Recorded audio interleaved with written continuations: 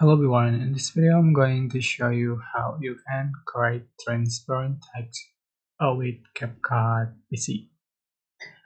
Alright, for example, I'm just going to add video and select text, select default text,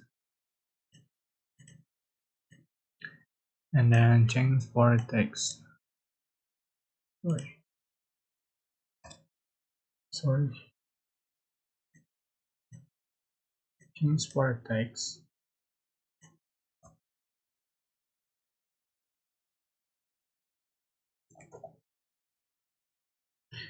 And change for font style and font size, change for color.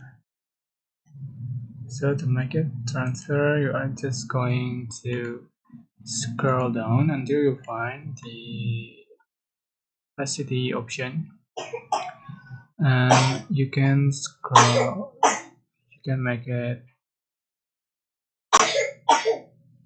You can make it transparent with the opacity. Just swipe to the left, like this.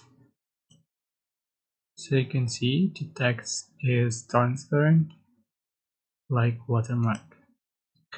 So that's it. I hope this tutorial was helpful for you guys. Don't forget to like, comment, share, and also subscribe. If you have any question, please leave in the comment section below. Thank you so much for watching.